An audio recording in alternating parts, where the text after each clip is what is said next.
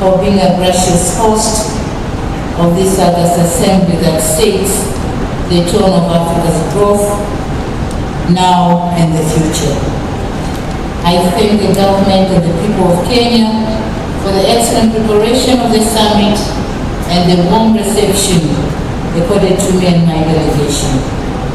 The convening of this important summit is both timely and opportune, as the theme, driving green growth and climate finance solution for Africa and the world, is quite befitting, especially now ahead of COP28, where parties will take stock of our efforts to address the climate crisis and commitment to address both climate crisis in the context of the Paris Agreement and the Climate Convention itself.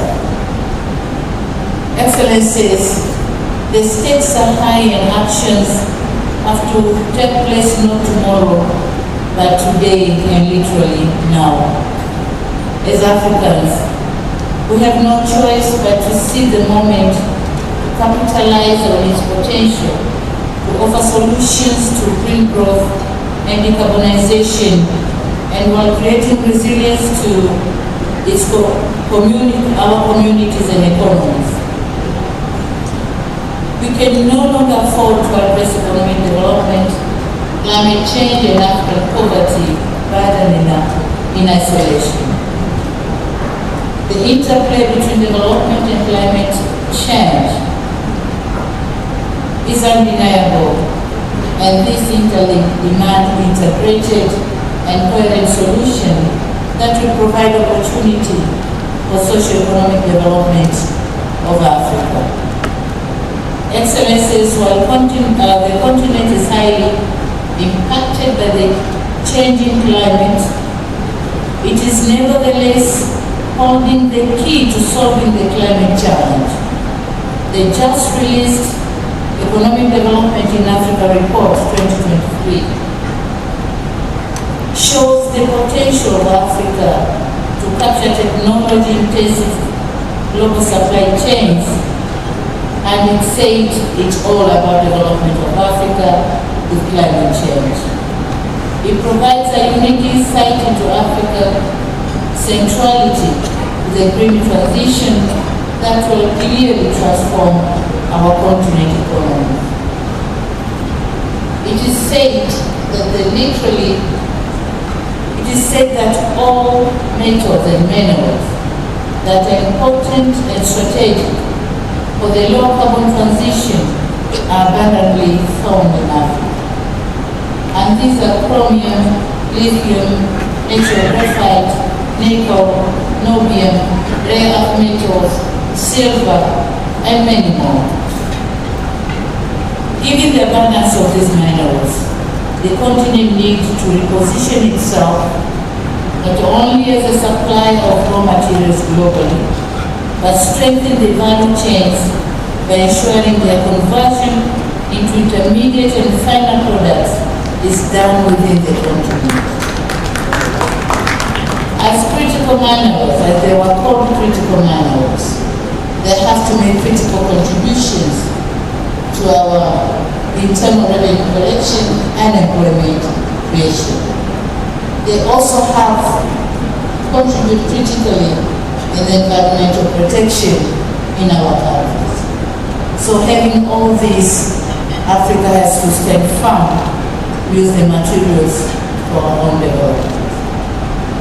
Excellencies, human capital dividends in Africa is another force to reckon.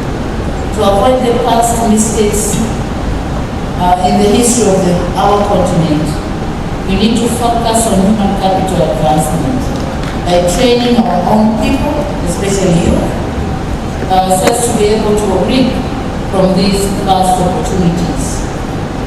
We need to consider the climate crisis as an opportunity to address the youth unemployment challenges. Excellencies, beyond the African potential, we have potentials in our individual countries. My country, Tanzania, is leading the way by demonstrating strong momentum in driving the green growth. Almost 95% of our energy is from hydro and natural gas. We're also leading in nature conservation with almost 38% of our land mass under conservation in various regimes. We are also committed in nurturing the ecosystems that hold the promise of creating thousands of new jobs and unlimited national economic and global benefits. Talking on the offering of critical mineral to the world, Tanzania has huge deposits of some of these critical minerals needed today. Helium is present around Lake Rukwa, nickel deposits around Lake Victoria, graphite reserves at the southern eastern part of the country, and we also accommodate other deposits, critical minerals, including coke and lithium, as well as rare elements. Despite of the above scenario, we, however, need to face the fact that Tanzania, and indeed the whole of African continent, still faces unprecedented impacts of climate change, with limited capacity to finance the mitigation and adaptation needs. And thus, as we head towards COP28, we have to raise an African voice on the establishment of a and capitalization of a special fund for Africa. The contribution and the pledges which are given by the advanced countries have to say what percentage of those pledges goes to Africa and not just a blanket pledge. As I conclude, and as we are all aware, Tanzania is hosting the HRF Food and Agriculture Summit this week. The Presidential Summit is on 7th of September, a day after tomorrow. I therefore wish to use this opportunity once again invite you to Tanzania, and I'll personally be there to welcome you all. Once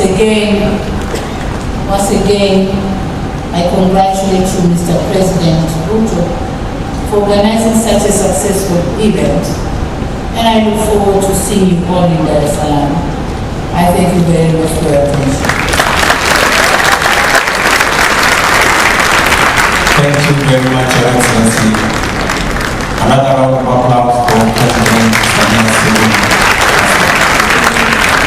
Now it's my pleasure to request my brother